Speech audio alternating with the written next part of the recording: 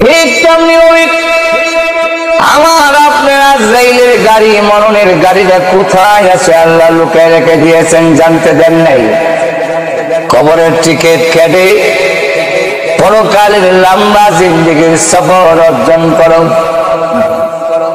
আল্লাহ নবী বলেন, আবু যর গফারী, ইয়া আবা যররিন জাদ্দিদিস সাফিনাতা ফাইনাল বাহরা আমিক।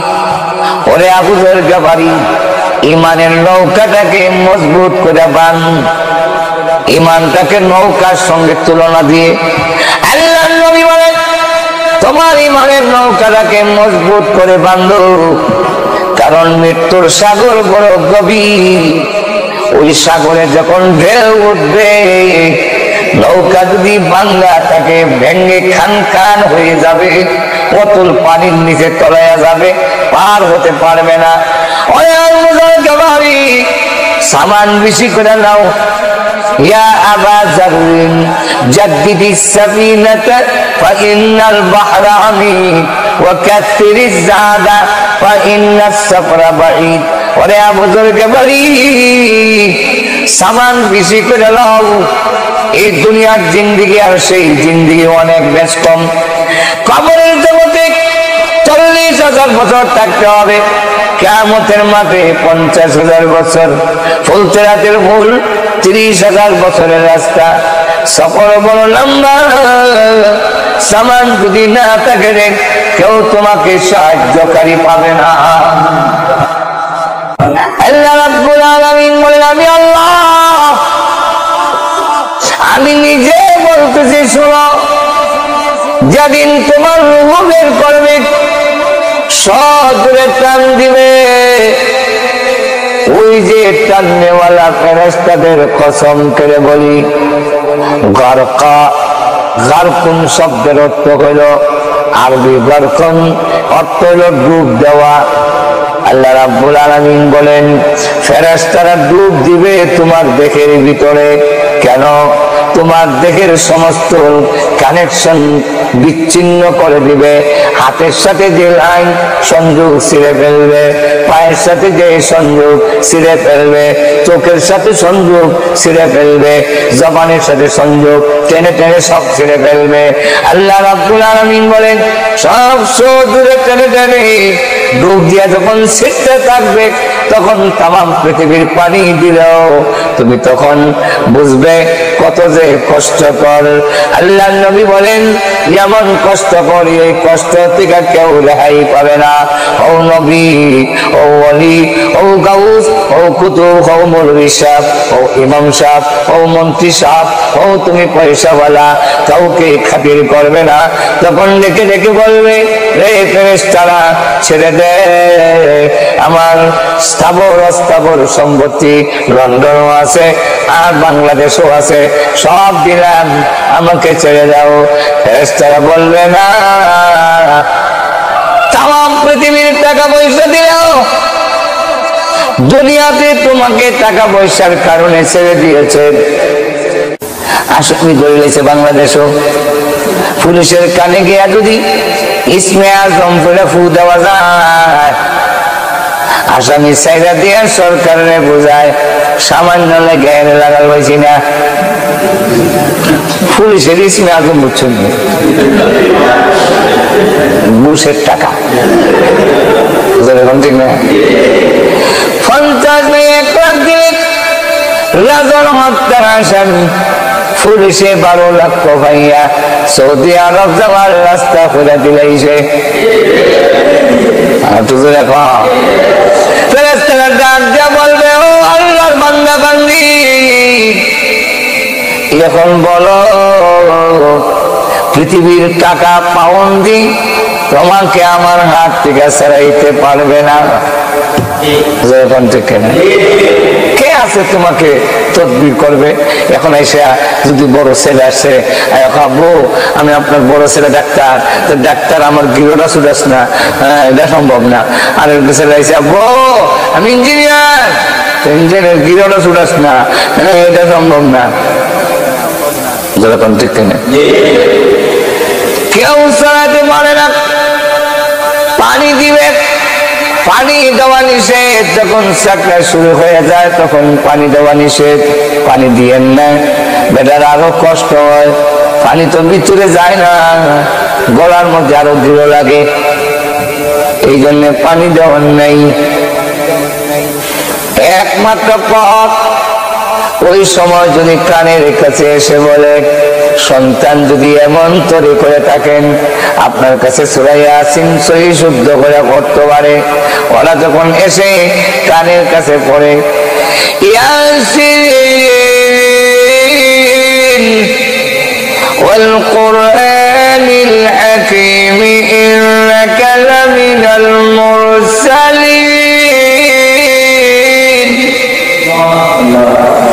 আল্লাহর নবী তখন ডাক দিয়া বলেন, আল্লাহ রাব্বুল আলামিন ফেরেশতাদেরকে লক্ষ্য করে বলেন, ফেরেশতারা রে, আমার বান্দার কানের কাছে সূরা ইয়াসিন তেলাওয়াত করতেছে, এই সূরা ইয়াসিনের তেলাওয়াতের বরকতে আমি আল্লাহ আমার বান্দার মরণের কষ্ট মাফ করে দিলাম।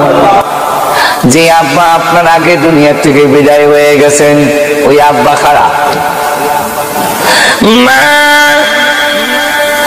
আপনার সামনে খারাপ, ছেলেকে লক্ষ্য করে বলেন, ছেলেরে, তোর আগে দুনিয়ার থেকে আমরা আইছি, মোল্লা মুন্সি আলেমুল আমার কথা একটু ঠিক না, জান্নাত জাহান্নাম বলতে কিছু নাই, কিচ্ছুই আমরা পাইছি না রে বাবা, তুই মানিস না। পানির গ্লাস নিয়ে দাঁড়াই রয়েছে, তখন আপনি মনে করবেন আমার আব্বা তো আমারে ধোঁকা দিবে না, আমার মা আমাকে ধোঁকা দিবে না। মা কোনোদিন সন্তানরে ধোঁকা দেয় না।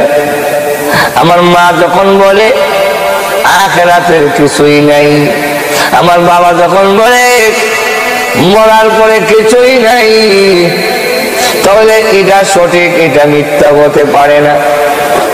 যারা এত বছরের 12 বছর 13 বছর এক একজন আলিমের কাছ থেকে দেখে, বুজুর্গানের দিন থেকে দেখে দেখে আমল শিখছে, ইন্টারনেটের কথায় যারা মুহূর্তের মধ্যে আমল বদলা যায়, এরার ইমান কত দুর্বল, মরণের সময় যখন এইভাবে করব কতটুকু টিকা থাকবো, ঠিক ওই সময় মা বাবা যদি দাঁড়ায়, সন্তান রে, আমি তোর বাবা, তোর তৃষ্ণার্ত অবস্থায় থেকে পানি লইয়া দাঁড়াইছি। মা যদি বলে, তখন আপনি পানি নিয়ে দাঁড়াইলাম, আপনি তখন আমার মা ভাঙ্গি হয়েছে, বাপ রয়েছে। আসলে কিন্তু মা না, বাবা না, মিস্টার ইবলিস। এত জোরে করলাম, মার সুরত ধরে, বাবার সুরত ধরে, শয়তান বলে শেষ ঘাটি তোমাকে আমার রক্ষা করতে হবে, এরপরে তোমার লাগাল আর পাবো না। শয়তান কইরা আমার শেষ ঘাটি, এই জন্য হামলা চালাবে ইমান রক্ষা, ইমান নষ্ট করার জন্য। একদিকে যন্ত্রণা, আরেকদিকে শয়তানের ষড়যন্ত্র। যন্ত্রণা তো এমন যন্ত্রণা, আল্লাহর নবী বলেন এমন যন্ত্রণা হবে যে যন্ত্রণা মানুষ সহ্য করা কঠিন হবে। আম্মা জান আয়েশা বলেন, আমি যদিও নবীর এই কথা বিশ্বাস করেছি, কিন্তু আমার ভিতরে ভিতরে বিশ্বাস আল্লাহর নবীর কষ্ট হবে না। আল্লাহর নবী বিশ্ব নবী, আল্লাহর পরে যার সম্মান, সেই নবী কোনো কষ্ট হবে না। এই উম্মতে মুহাম্মাদিয়া, ও বিশ্বের মুসলমানেরা, আমি আয়েশা বলি, শুনে রাখো, আমি বিশ্ব নবী রাহমাতুল লিল আলামিনের কাছে বসা, আমি তাকে দেখি নবীজি চাদর দিয়ে ডেকে রেখেছি, হঠাৎ করে দেখি চাদরের ভিতরে একটা হাত এইভাবে টানে, আবার হাতটা লম্বা করে, এইভাবে হাত টানে, আবার হাতটাকে লম্বা করে, পাও এইভাবে টানতেছেন, আবার পা লম্বা করতেছেন। এমন কেন শুরু করলেন? চাদরটা আমি উঠাইলাম, তাকে দেখি বিশ্ব নবীর মাথা মুবারক থেকে নিয়ে পা মুবারক পর্যন্ত এমন কোন পশম মুবারক নাই যেখান দিয়ে আল্লাহর নবীর গাম বের হয় নাই। যেমনি ভাবে নৌকা চলছে, নৌকা যাচ্ছে, সে যদিও পিছন ফিরে আছে, বাবার বাড়ির দিকে মুখ করে আছে, স্বামীর বাড়ির দিকে পিছন দিকে বসা, শক্ত করে নৌকার গোড়া ধরে আছে। এই অবস্থায়ও সে যাইতেছে কেন? এর কারণ হলো যে নৌকায় বসা সেই নৌকা কিন্তু যাচ্ছে। ঠিক তেমনি ভাবে আমাদের মসজিদ মুখী আমাদের মুখ নয়, আমরা আল্লাহর দিকে নয়, দুনিয়ার দিকে যদিও মুখ করে আছি, নামাজ নাই, রোজা নাই, আল্লাহর বিধান নাই, বোঝা যায় আমি যাব না, যতই হুজুর আওয়াজ করুক, যাওয়ার কোনো আমার ইচ্ছা নাই। যখন নাকি চাল চলনে বোঝা যায় যাওয়ার কোনো ভাব দ্বারাই আমাদের শরীরে নাই। কিন্তু আল্লাহ পাক বলেন, ও পৃথিবীর বান্দা বান্দিরা জেনে রাখো, প্রতি সেকেন্ডে আমার দিকে আসতেছো, এর কারণ হলো যে হায়াত নামক নৌকার মধ্যে তুমি বসে আছো, সেই হায়াতটা কিন্তু চাকা ঘুরতেছে। যত সময় যায় ততই তুমি আল্লাহর দিকে, মরণের দিকে চলে যাইতেছো। আমরা ততই যাইতেছি, যখন ঠিক কিনা?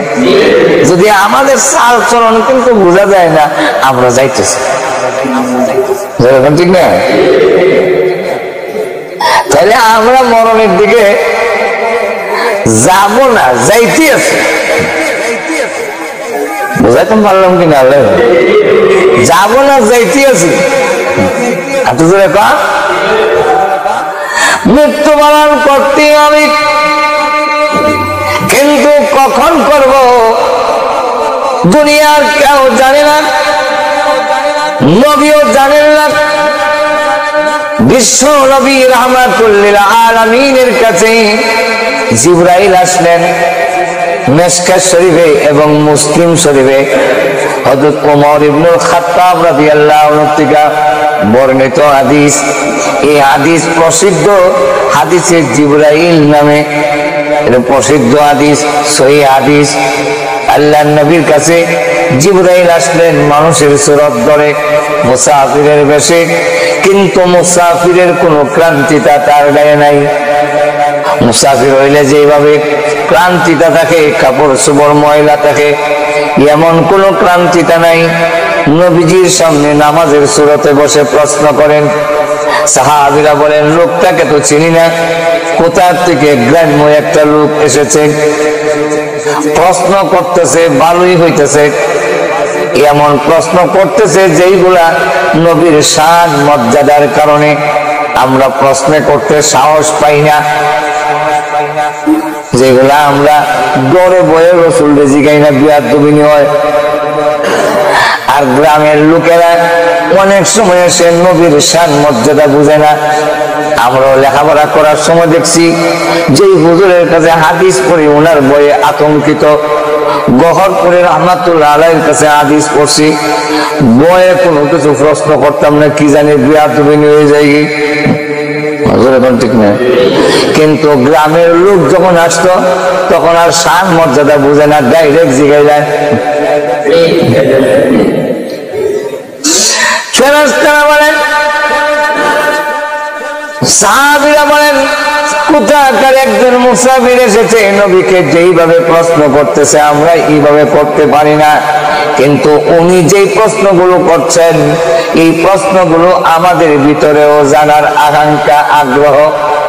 সুতরাং ইবাদত প্রশ্ন করণে ভালো হইছে। আমার মাত বোঝা যায় না, আপনারা বুঝেননি না? আরো সহজ করে কইতাম। ভাইরা আমার লক্ষ্য করে দেখেন, রাসূলকে যখন প্রশ্ন করেন, নবীজিকে প্রশ্ন করেন, আখবিরনি আনিল ইসলাম, ইসলাম কাকে বলে ব্যাখ্যা দিয়ে আমারে বুঝান। সাহাবীরা বলেন, ইসলাম কারে কয়? এই কথাটা তো জানার আগ্রহ আমাদের ভিতরে, এরকম ঠিক না? রাসূল জবাব দিলেন, উনি বলেন, সাদাক্তা, ঠিক বলেছেন। সাহাবীরা বলেন, আজাবনা, আমরা আশ্চর্য হয়ে গেলাম। ইয়াসআলুহু ওয়া ইউসাদ্দিকুহু, এইবার নিজেই প্রশ্ন করে আবার নিজেই ঠিক কইছেন, তো বোঝা যায় জানে। জানে যদি প্রশ্ন করে এখানে জানলে প্রশ্ন করে কেন? প্রশ্ন করার তো উদ্দেশ্য হলো জানতো। আমাদের দেশে প্রশ্ন করার দুই পদ্ধতি, একটা হলো জানার জন্য প্রশ্ন করে, আর একটা হলো মোল্লারে আটকাইতে প্রশ্ন করে। প্রশ্ন শেখার থেকে শিখছে খালি আমরুদ্দির কাছ থেকে। খালি আমরুদ্দির যদি কারি সাপ ডাকে তাহলে কারির শব্দের কলঙ্ক। আর তো এখন যে বেড়া গান গায়, মসজিদ যদি আল্লাহর ঘর হবে নদী কেন ভাঙবে, কোরআন যদি আল্লাহর কিতাব হবে তেল চূড়ায় কেন খায়, ও মোল্লাজি কোরআন বুঝা বলনি আমরা আবার খুশা দেয়। এই জাতীয় কথা বললে ইমান থাকে না। আর তো জোরে বলেন, মসজিদ যদি আল্লাহর ঘর এত নদী ভাঙে, নদী তো ভাঙে আল্লাহর ঘর নাই। তেল চূড়া কোরআন শরীফ না বললে তো আমরা দেশ পাতায় তেল চূড়া খাইলায়, এলাকা তার কথা হইলো তেল চূড়া যদি কোরআন খাইলায় আল্লাহর কিতাব থেকে তুমি কিতাব বুঝতে বলো। তার কাছ থেকে শিক্ষায় প্রশ্ন করে হুজুরে ইমাম সাহেবের উদ্দেশ্য হইল আটকাইতো। এইভাবে কাউকে আটকানোর উদ্দেশ্যে প্রশ্ন করা সম্পূর্ণ হারাম। এখানে ইদার মতলব তাকে তাইলে বেইজ্জত করতো। আর জানার জন্য প্রশ্ন করার সওয়াব, কারণ জানার জন্য প্রশ্ন করার উদ্দেশ্য হইল আমল করত।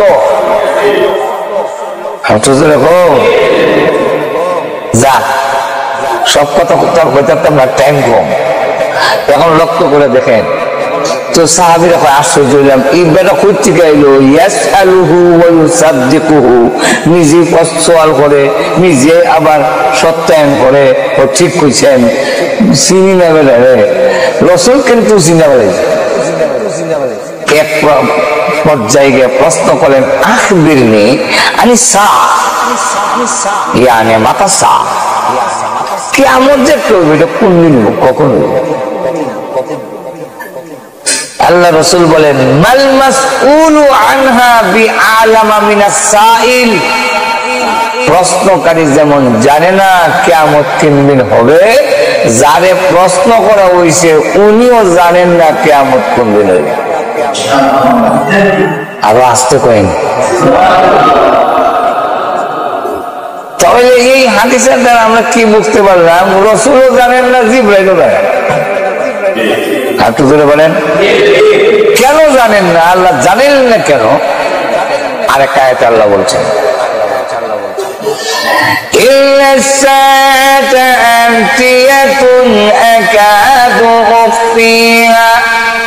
লিতুজজা কুল্লু নাফসিন বিমা তাসআ।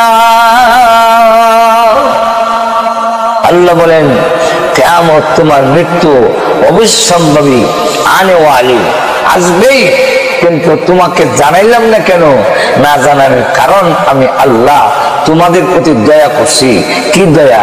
24 ঘন্টা যাতে মৃত্যুর জন্য প্রস্তুত থাকতে পারো, এই কারণে মরণ লুকায় রাখছি।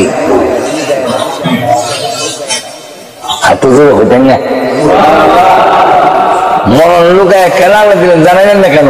কিয়ামত কত জানাইলেন না কেন? না জানানোর উদ্দেশ্য হলো আমরা মৃত্যুর জন্য প্রস্তুত থাকতাম, জানলে গাফলতি আইব। এখন এমনি যে গাফলতি, সিরিয়ালও দিছে না। পৃথিবীতে আসার সময় সিরিয়াল আসেনি, লাইব্রেরি আমরা আগে কিন্তু আমরা নাতি আইসিনি, সিরিয়াল লাইন কোথা আওয়াজ সিরিয়াল আছে। বাপের আগে হুয়াইছেনি দুনিয়ায়, আমরা এই দিক যাইছি মনে হয়। বাবার আগে কোনোদিন হুয়ায়, দাদার আগে কোনোদিন নাতে আয়, কিন্তু যাওয়ার বেলায় কোন সিরিয়াল আছে? এখন কেন সিরিয়াল নাই? গাফলতি হইল। আমার বেলায় গাফলতি নাই, যাওয়ার বেলায় গাফলতি। যদি দাদার আগে বাপের আগে ছেলে না মারা যায়, বড় ভাইয়ের আগে ছোট ভাই না মরে, এই সিরিয়ালে যদি মরণ লাগে, পাঁচ ভাই আছে, বাপ আছে, এত নিশ্চিত মরণ আমার দ্বারের কাছে নাই।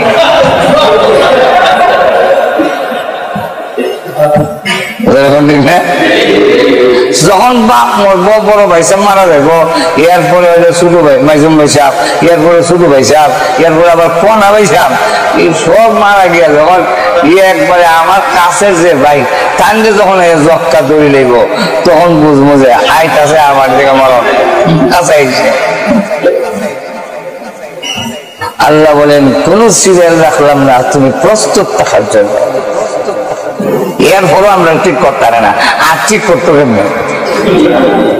এরপরও নামাজ পড়ি না, এরপরে দাড়ি রাখি না, এরপরও সুদ ছাড়ি না, এরপরে ঘুষ ছাড়ি না, এরপরে হারাম ছাড়ি না, এরপরে মদ ছাড়ি না, অথচ জানি কোনো সিরিয়াল নাই যে কোনো মুহূর্তে আমার ডাক আসতে পারে।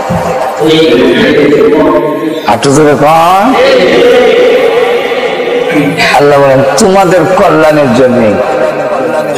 এক নম্বর হলো গাফলতি, দুই নম্বর হলো উশৃঙ্খল। শৃঙ্খলা আইন দিয়েও রাখতে পারবে না। যদি জানি না হ্যাঁ মরণ অত সালে হইব, 2025 সালে ফেব্রুয়ারির 1 তারিখ আমি মারা যাবো, আমার আল্লাহ জানাই দিছেন ডেট দিয়া। তো এখন 2000 কত, তো 25 সাল হইলে আর কত সাল বাকি? তো 10 সাল যে মরণ হইতো না, এটা তো নিশ্চিত। হ্যাঁ, রাস্তা ভাগিবার সময় ডাইনে ভাবে চাইতো না, এমন তো ডাইনে ভাবে চায়, সোজা যাওয়া শুরু করবো। বেটা তোর হয়তো লরি হয়ে উঠবো, উঠবো, মরতাম না। এখন ঠিক না? আর এমনি আমরা দেশের একটা সিএনজি তার পিছনে দিয়া আইসা যদি খুব করে পাল দিয়া সড়কের বাড়ির যায় গিয়া হয় গ্যাসলাম গেলে আজকে কপালে বাঁচাইছে, বাড়ির গিয়া হয় বউ একটা মুরগি সৎকা করো এখানে সাক্ষাৎ করে ফেলে গেলাম গিয়া সামান্য লেখা চাইছি। এখন ঠিক কিনা? আমরা দেশও দেখবেন মারামারি লাগলে একটা একটা লাঠি লইয়া অস্ত্র লইয়া ডাকে, আয় মানে মারো বেটা। এই সময় যদি কেউ বাধা দেয়, যাইস না বেটা, মারতে যাবে, তোর তো মারতে পারে, তাই না? এই সময় দেখবেন এমন জোর করে মুরাইয়া আপনি ভাবঙ্গি দিব, জানো না এর বাড়ি যাব, কিন্তু আপনি ছেড়ে দেবে, যা তুই যখন আমার ভাও এখন 10 কদম গিয়া আর যায় না। তার ভিতরে বয় আছে, আমার তো মরণ জানে নাই, আমি যে যেমন মারতাম হেনে আমারে মারি না। আর যখন জানবো 2025 সালের ভিতরে মরবে না, সারা দিজাই মানুষ মিল্লা যদি হেরে গাওয়ায়, তো হ্যাঁ ঠিক আছে মরতাম তো না, উশৃঙ্খল হয়ে যাবে। যেরকম ঠিক আমলের মধ্যে গাফলতি আইব, যেরকম ঠিক না? আল্লাহ রাব্বুল আলামিন এই জন্য বলেন দুনিয়ার কাউকে জানাইলাম না মরণ কোন দিন আসবে রে বান্দা, আমি আল্লাহ লুকায় রেখে দিয়েছি তোমাকে প্রস্তুত রাখার জন্য, মৃত্যুর জন্য। মৃত্যুর জন্য যদি প্রস্তুত থাকি লাভ কি হবে? আর মৃত্যুর জন্য যদি প্রস্তুত না থাকি তাহলে অসুবিধাটা কি হবে বলবো না? অসুবিধা হইতেছে, তাহলে লাভ কি? আহা, সিলেট থেকে ট্রেনে যাবো সিটাগাং। আচ্ছা, ট্রেনের টিকিট কিটা আগে কাটার লাগেনি নাকি গাড়ির উচ্চ টিকিট কাটে? আগে কাটা লাগে। 3 দিন যদি থাকে সিটাগাং, তাহলে বেড়ার কিছু সামান কিছু টাকা পয়সা সাথে নেওয়ার লাগবে। এদিকে তার সিটাগাং গিয়া জোগাড় করবো নি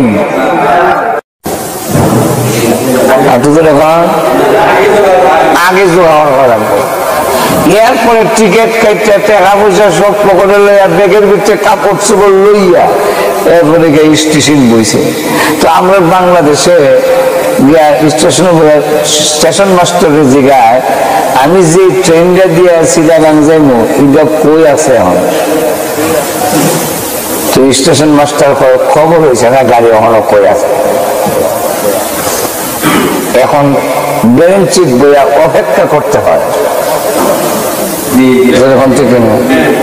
আপনাদের দেশে হয়তো ওই আমাদের স্ক্রিনের মধ্যে উঠে যায় আর 5 মিনিট পরে ট্রেন আইব। আর আগে তো কোনো এখনো তো স্ক্রিন বাংলাদেশ নাই, ট্রেন বই আছে হয়তো হয় না। এখন এই সময় বই সব প্রস্তুত করে রেডি। এমন সময় বিয়ে এসে ও কই যাবেন বলে সিটাগাং, টিকিট কাটছেন বলে হ্যাঁ। সব রেডি আছে তো? যে ট্রেনের কোনো খবর হয়েছে বলে না, হয় নাই। তো চলে না মেরে বন্দর বাজার নিয়ে একটু মিষ্টি খাওয়াই। কবি ওই ট্রেন আই বললে আর খবর হয়েছে না, বাংলাদেশের ট্রেন। বিয়ের কথা হামে গেছে কি মিষ্টি আর কি। টিকিটটা তৈরি গেছে চাউলের দোকানও, আর ব্যাগটা তৈরি গেছে খাওয়ার দোকান, সাথে যে ব্যাগ আছে খুঁজি তো বেটা গেছে কি বন্দর বাজার মিষ্টি আইতো। মিষ্টি এনে দিছে কাটা চামচ দিয়া, মিষ্টিরে গুতা দিয়া মুখের কাছে আনছে, খাইব। এমন সময় শুনে ট্রেন উইশাল দিছে, আয়া যাই আয় হচ্ছে ওনাই আবার চালি দিব। এমন সময় বেলা এখন রসগোল্লা মোহনা দিয়া চামচের মধ্যে লটকাইয়া কি যে একবার বয় একবার রবি আয়, আমার টিকিট কই, ব্যাগ কই, আমি কই, আর আমার ট্রেন কই। মজুর এখন ঠিক না? এই লোকের হতাশার সীমা থাকবে না। হতাশা বুঝুনি, আমার মা বুঝুনি আপনারা না কইেন হতাশার সীমা।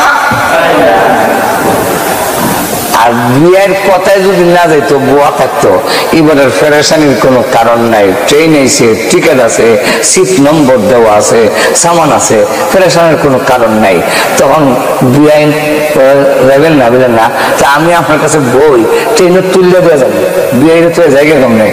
তো বিয়ে বসা, ট্রেন উঠছে, ট্রেনে উঠা দরজার দাঁড়াইয়া, এখন ট্রেন যখন ছেড়ে দিছে, বিয়ে আট লড়াইয়া টাটা টাটা আর তোদের এখন বিয়ায় হাসে। আল্লাহ ঘুমে গেছেন না কেন? কি করে? পেরেশানির কারণ নেই। ঠিক তেমনি আমার আপনার আজরাইলের গাড়ি, মরণের গাড়িটা কোথায় আছে আল্লাহ লুকায় রেখে দিয়েছেন, জানতে দেন নাই। কবরের টিকিট কেটে পরকালের লম্বা জিন্দেগির সফর অর্জন করো। আল্লাহ নবী বলেন, আবু যর গাফারি রে, ইয়া আবা যাররিন জাদ্দিদিস সাফিনাতা ফা ইন্নাল বাহরা আমিক। ওরে আবু যর গাফারি, ইমানের নৌকাটাকে মজবুত করে বান। ইমানটাকে নৌকার সঙ্গে তুলনা দিয়ে আল্লাহ নবী বলেন, তোমার ইমানের নৌকাটাকে মজবুত করে বাঁধো, কারণ মৃত্যুর সাগর বড় গভীর। ওই সাগরে যখন ঢেউ উঠবে, নৌকা যদি ভাঙ্গা তাকে ভেঙে খান খান হয়ে যাবে, অতল পানির নিচে তলাইয়া যাবে, পার হতে পারবে না। সামান বেশি করে নাও। ইয়া আবা যাররিন জাদ্দিদিস সাফিনাতা ফাইন্নাল বাহরা আমিক ওয়া কাসরিজ যাদা ফাইন্নাস সাফরা বাঈদ। ওরে আবু যর গাফারি, সামান বেশি করে নাও। এই দুনিয়ার জিন্দেগি আর সেই জিন্দেগি অনেক বেশ কম। কবরের জগতে 40,000 বছর থাকতে হবে। কিয়ামতের মাঠে 50,000 বছর, ফুলতেরাতের মূল 30,000 বছরের রাস্তা, সফর বড় লম্বা। সামান যদি না থাকে রে, কেউ তোমাকে সাহায্যকারী পাবে না। যেরকম ঠিক না, আরো জোরে বলে। সামনের সফর বড় লম্বা, লম্বা সফর। এই ক্ষণিকের জিন্দিগির জন্যই এত। আর তোমার কবরের জিন্দিগির কোন সামান অর্জন করছো কিনা? কাউকে তো পাবে না। এমন না যে আমার ওয়াইফ যাইবো কিছু হেল্প করবো, এমন না আমার মা বাপ যাবে আমার সাথে আমার কিছু সাহায্য করবে, এমন না যে আমার ধন সম্পদ যাবে, টাকা পয়সা আমার সাথে যাবে। পৃথিবীর সবচেয়ে বড় বড় লোক যদি বিদায় হয় তাহলে শূন্য হাতে যেতে হয়। বাংলাদেশের সবচেয়ে বড় লোক জহিরুল ইসলাম ছিল, তার সম্পদ কি পরিমাণ আছে তার নিজেরই হিসাব নাই। সেই লোকটা 5.5 হাত কাপড় নিয়ে পৃথিবীর থেকে বিদায় হইতে হয়েছে।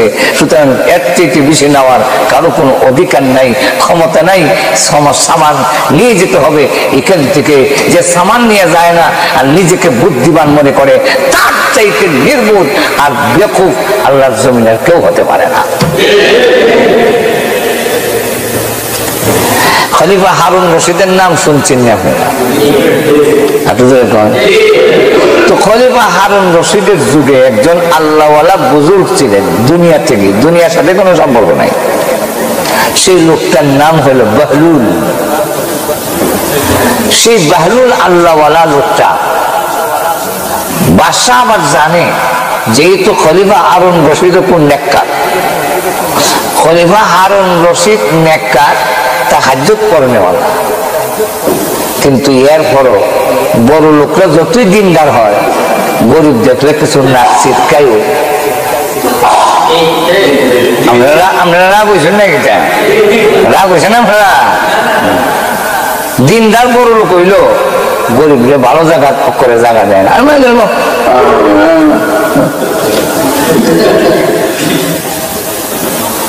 খলিফা হারুন রশিদ যদিও আল্লাহওয়ালা, কিন্তু বহলুলের মতো তো না। সে হলো খলিফা আর সে হলো নিঃস্ব, কিন্তু আল্লাহর কাছে তার চাইতে কোটি গুণ দাম ওই লোকটা। তুই একদিন একটা লাঠি দিয়া কয়, এই বহলুল, এই লাঠিটা তোরে দিলাম, তোর চাইতে কোনো ব্যাকল বেকুফ, বুঝুন না পরে দিলাইস। তাহলে কি বুঝাইল কথার দ্বারা? নিজে সম্রাট, নিজে খলিফা, অনেক বুদ্ধিমান, অনেক দামি। আর ওইদিকে লক্ষ্য করে দেখেন একজন সাধারণ জীবন যাপন করে আল্লাহওয়ালা, কিন্তু লোকটাকে বোঝা যায় যে বেকুফ। তো খলিফা হারুন রশিদের কাছে মাঝে মাঝে যায়, লাঠিটা আছে, লাঠি আছে, কথা জানেন? ওই তুই দিকে তো চেয়ার খালি আছে, চেয়ার তো সামনেও খালি আছে, মাঝখানে খালি রেখে দিচ্ছেন। এটার কারণ কিটা? রসুল বইতো না এটা।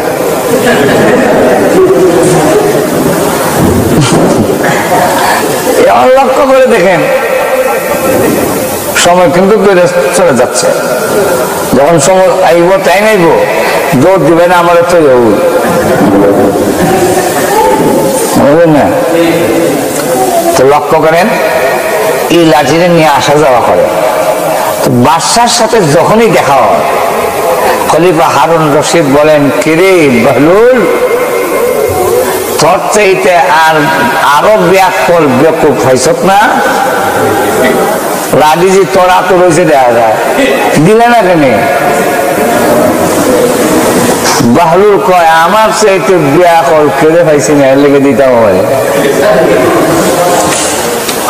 যেদিন খলিফা হারুন রশিদের মরণের সময় গনে এসে, ওই সময় কাছে আইয়া বসে, খলিফা হারুন রশিদ সাহেব মহোদয় কেমন আছেন?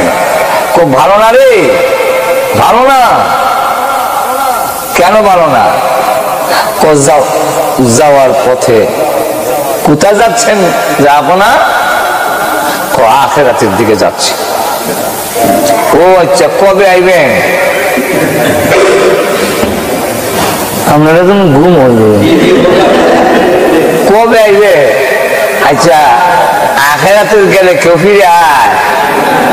এটা কি বাহরুল নামে আল্লাহর ওলিয়া জানে না? দেখেন কেমন ব্যাকল, এতদিন তুমি আমাকে ব্যাকল বানাইছো, লাড়ি দিছো ব্যাকল কইয়া, আজকে তুমি যে ব্যাকল এটা প্রমাণ করে দাও। সেরকম ঠিক না? এখন লক্ষ্য করে দেখেন আল্লাহ, আমরা একটু কষ্ট এই জায়গাটা পূরণ করি না, একটু কষ্ট হয় না, একটু কষ্ট সামনে আই না, চা বুঝা লাগতো না এটা নাইলে বা এই জায়গাটা পূরণ করি না, খারাপ দেওয়া যাচ্ছে। আর মিস্টার ইবলিস এই জায়গাটা বুঝে গিয়ে সাল্লাল্লাহু আলা সাইয়্যিদিনা মাওলানা মুহাম্মদ ওয়া আলা আলিহি ওয়া আসহাবিহি ওয়া বারিক ওয়া সাল্লিম। আল্লাহুম্মা সাল্লি আলা সাইয়্যিদিনা ওয়া মাওলানা মুহাম্মদ ওয়া আলা আলিহি ওয়া আসহাবিহি ওয়া বারিক ওয়া সাল্লিম। তো লক্ষ্য করে দেখেন,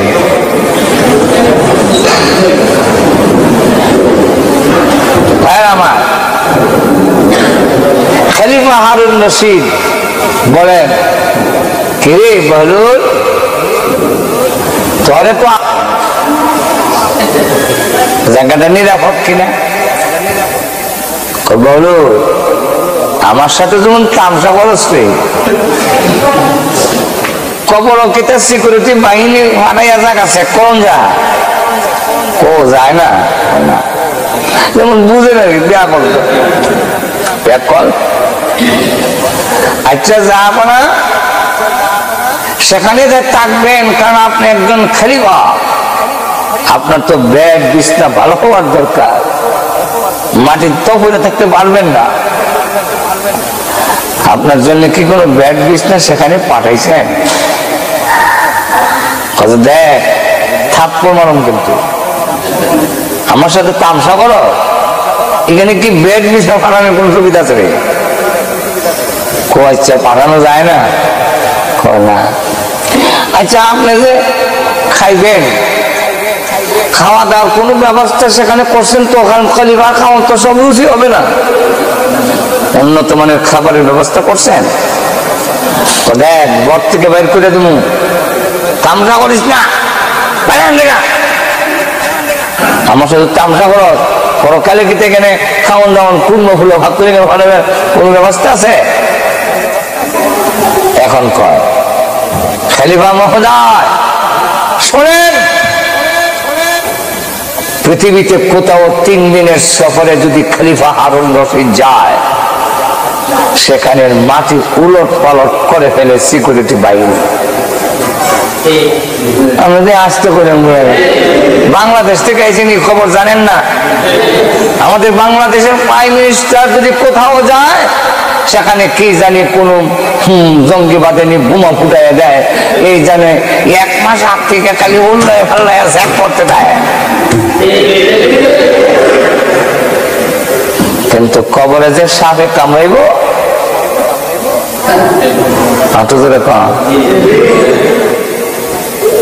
খলিফা হারুন রশিদ 3 দিনের জন্য কোথাও গেলে এলাকা গরম, তোমার টাকার জায়গা কোথায় হবে? সার্কিট হাউসে হবে নাকি 5 স্টার হোটেলে হবে নাকি কোথায় হবে? সব গরম হয়ে গেছে। তুমি যদি 3 দিনের জন্য সফরের কোথাও যাও, কত উন্নত মানের খাবারের আয়োজন, আর এখন নিজেই বলতেছো লম্বা সফরে যাবে, তোমার কোনো সামান নাই, তোমার কোনো সেখানে সিকিউরিটি বাহিনী দিয়ে জায়গা চেক করাও নাই, সেখানে তুমি উন্নত মানের টাকার ব্যবস্থা করনি, তুমি সেখানে জেনে শুনে বলতেছো লম্বা সফর আর কোনোদিন ফিরে আসবে না, কিন্তু সেখানে খাবারের কোনো ব্যবস্থা করলে না, তাহলে তোমার চাইতে নির্ভর, তোমার চাইতে ব্যাকুল আল্লাহর জন্য আর কেউ হইলাম না, তাই তোমার দেওয়া লাঠিটা তোমার কাছে ফেরত দিয়ে গেলাম, নাও। সেরকম ঠিক কিনা? আর তো সেরকম তোমার যে আমার যে ব্যাকুল হয়ে যে লাঠিটা দিস, তার কোথাও তোমার থেকে আমার থেকে আরো ব্যাকুল খেতে পাইলে দিতাম। আজকে বুঝলাম তোমার সেইতে ব্যাকুল আর কেউ নাই, নাও। বুঝেন নাই মনে আমার মা? বলতেছিলাম মৃত্যুর জন্য প্রস্তুতি গ্রহণ করা। এই জন্য আল্লাহ বলেন এটা আমার কাছে রেখে দিছি, আমি জানাই নাই তোমাদেরকে, বেটা বেটি হোক, পুরুষ হোক, নারী হোক, কাউকে জানাই নাই। কেন? মৃত্যুর জন্য প্রস্তুত থাকো। একটু জোরে কন।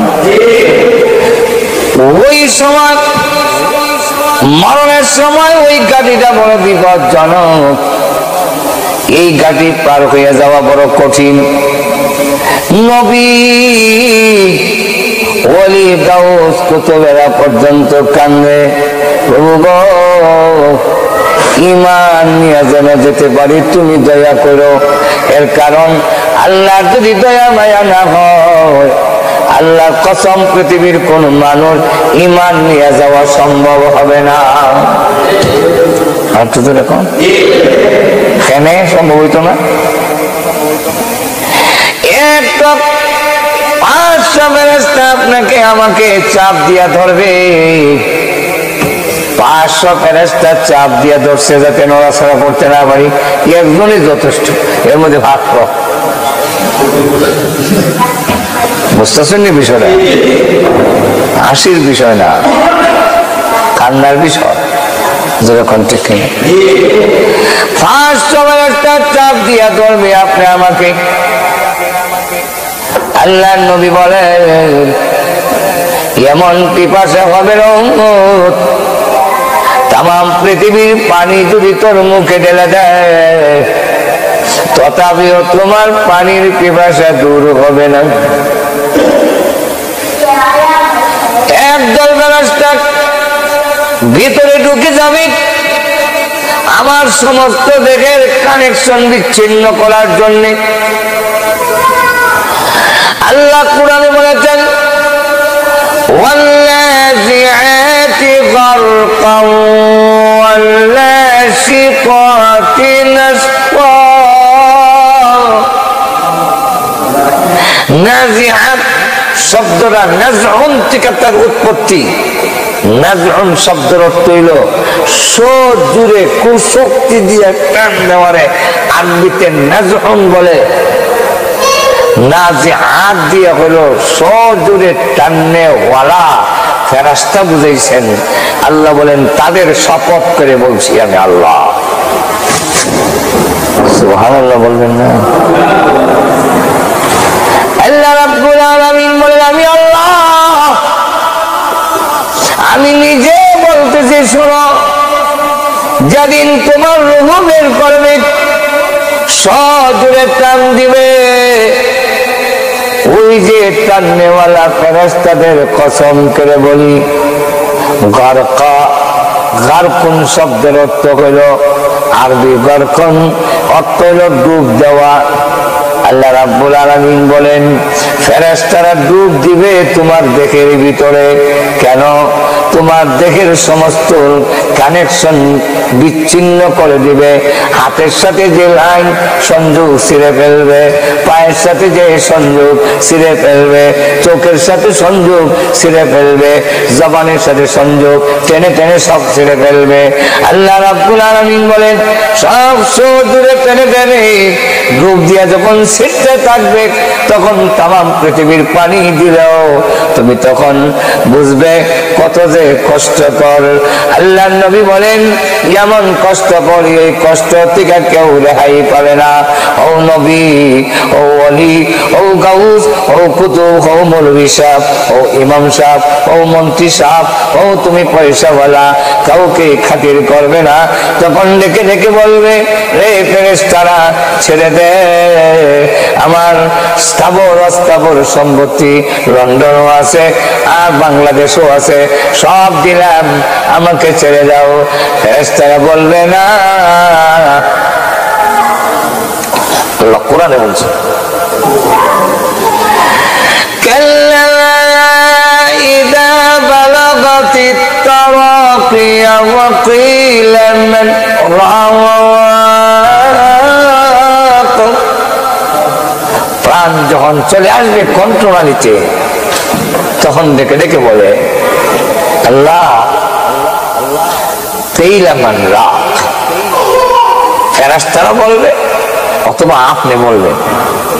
ফেরেশতারা যদি বলে তাহলে এইভাবে বলবে কি, এই কেইরামান রাখ, তোর এখন কেউ উদ্ধার করবে, বল বল দেখি, বলো দেখি। কেমন তুমি না দরকার সরকারি দলের লোকের হইলে তোমার দলের পুলিশে মন্ত্রী টেলিফোন করছে, দিস ইজ মাই অর্ডার, তখন তোমার ছেড়ে দিছে, এসপি ছেড়ে দিছে।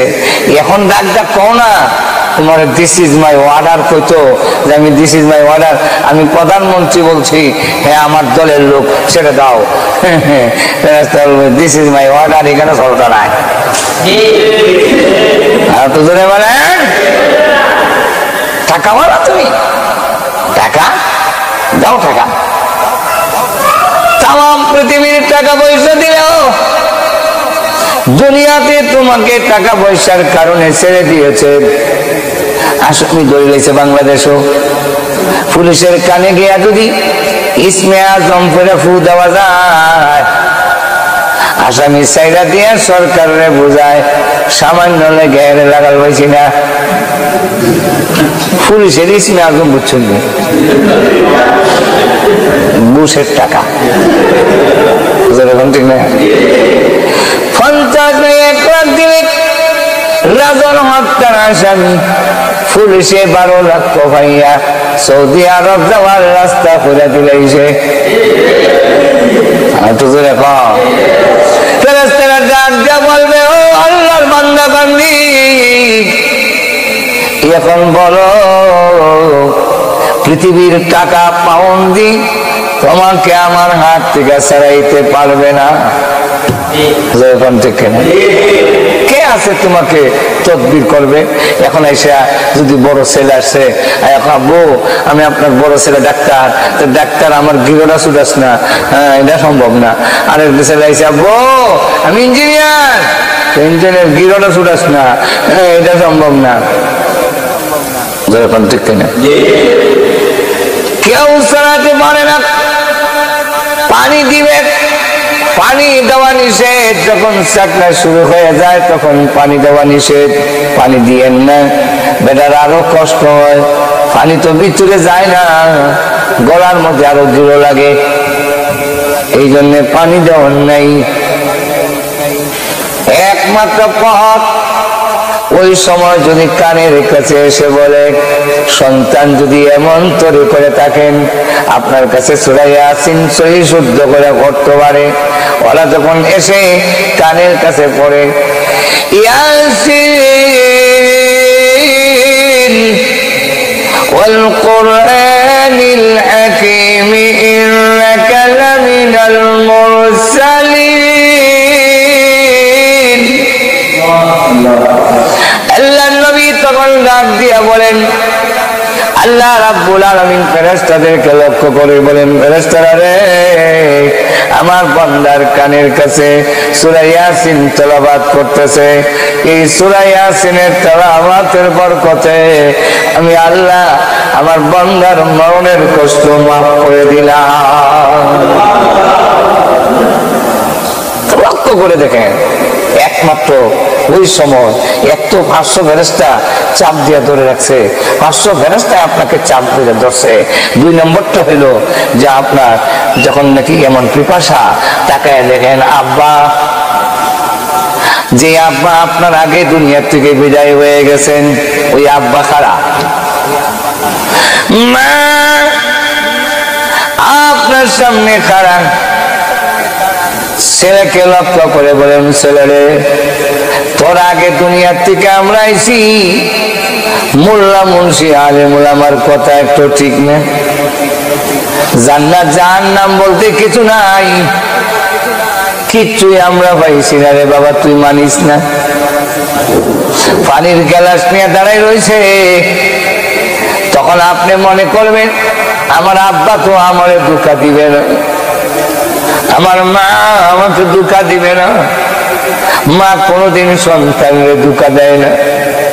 আমার মা যখন বলে আখিরাতের কিছুই নাই, আমার বাবা যখন বলে মরার পরে কিছুই নাই, তাহলে এটা সঠিক এটা মিথ্যা হতে পারে না।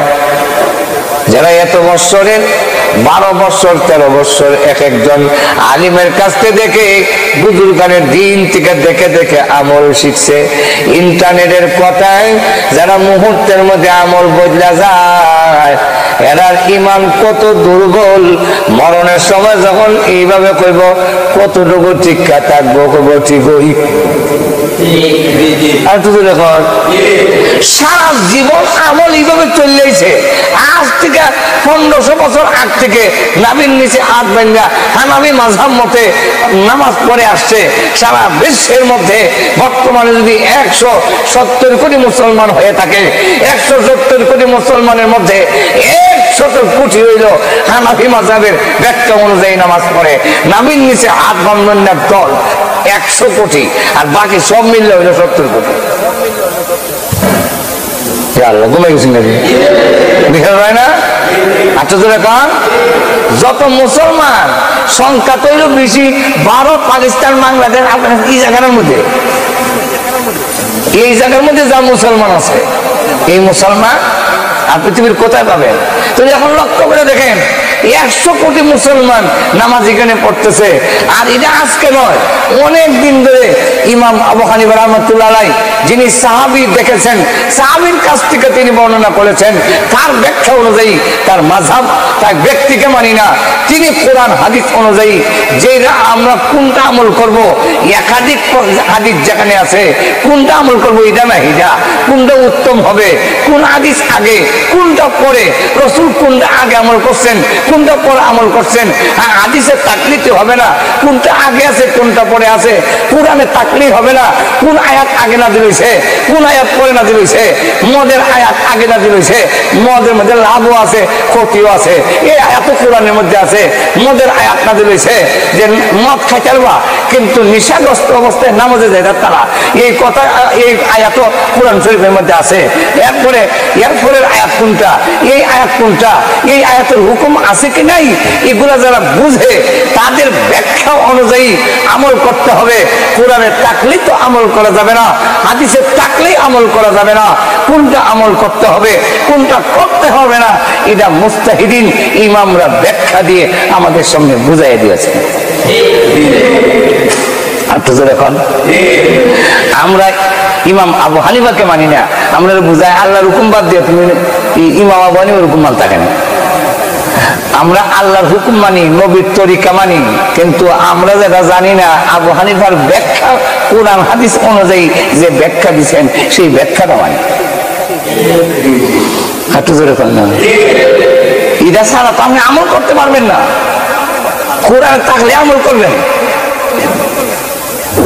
তো কোরআনে তো নিশা মদ খাইয়া নিশা অবস্থায় নামাজের কাছে যাও না, এটা তো আছে। কোরআনে তো আছে শক্তি সামর্থ্য থাকলেও রোজা না রেখে ফিদিয়া দিলে, এটা তো কোরআন আছে। রমজান মাসে রোজা না রেখে জোয়ান বেড়া কিছুতে হাত মিসকিন দিয়ে দিলেন, ঘুমাই গেছে নাকি? কোরআন আছে, কোরআন আছে, হাদিসে আছে, কইলে বুঝি দেখতে হবে না হাদিস কোনটা আগে কোনটা পরে। হাদিসের মধ্যে আছে আগে ইসলামের প্রাথমিক যুগে নামাজের মধ্যে মারতো, একজন এজি খাইতো আসসালামু আলাইকুম, এবারে নামাজে ওয়ালাইকুম সালাম, নামাজ কয় রাকাত হইছে? 2 রাকাত হইছে। আল্লাহ, ঘুমাই গেছেন নাকি? কয় রাকাত হইছে? নামাজে তাকে মাথে। এখন যদি আপনি আহলে হাদিস হন, এই জাতের কিছু লোক আছে এখনো মাথে, এখন হাদিসও আছে, কিতা একচুয়ালি ঘুমাইছে নামাজও আইসে ওরে বাইর করে দেয় নামাজও ত্যাগ করি।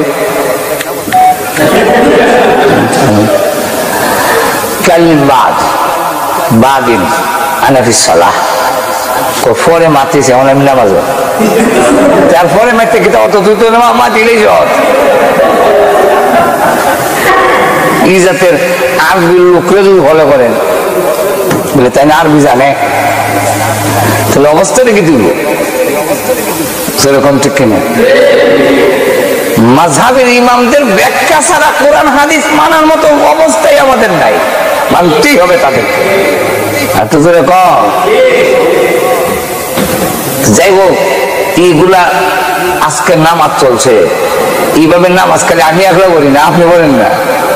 এই নামাজ বাংলাদেশের দিকে লক্ষ্য করে দেখবেন, সিলেটের সবচেয়ে বড় আলেম মুসা ইরশাদ বায়ানপুরী এইভাবে নামাজ পড়ছেন, আপনার শেখে পড়িয়া এইভাবে নামাজ পড়ছেন, আপনার দিনের এলাকার আব্দুল হক গাজীনগরী এইভাবে নামাজ পড়ছেন, আমাদের নুরুদ্দিন গহরপুরী এইভাবে নামাজ পড়ছেন, শেখ বরণী এইভাবে নামাজ পড়ছেন, আমাদের ব্রাহ্মণবাড়িয়ার বিশ্ববিখ্যাত আলেম ফখরে বাঙ্গাল যার উপাধি তিনি এইভাবে নামাজ পড়ছেন, এইভাবে আমাদের হাবিব চৌধুরী এইভাবে নামাজ পড়ছেন, শামসুল হক ফরিদপুরী এইভাবে নামাজ পড়ছেন, এইভাবে সমস্ত উলামায়ে কেরাম এইভাবে নামাজ পড়ছেন।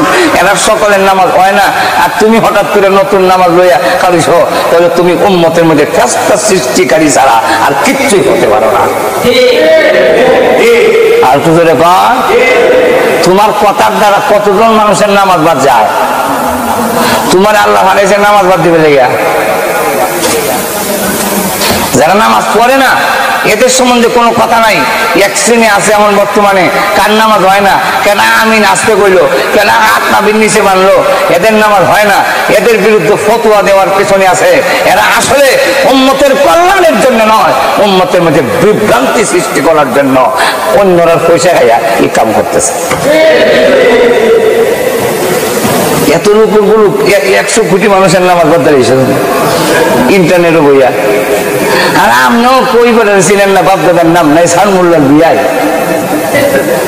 আমরাও কইলেন বলে এইবারের কথা অন্য ঠিক ওই সবের নামাজ ভুল, আমিও নাইছি মানুষের এখন ঠিক কিনা ওখান থেকে ঠ্যাং 2 দিন ছাড়ায়া আর চলবো না, খারুইছে যে এটার নাম খারাপ হয় মানুষের এখন ঠিক কিনা।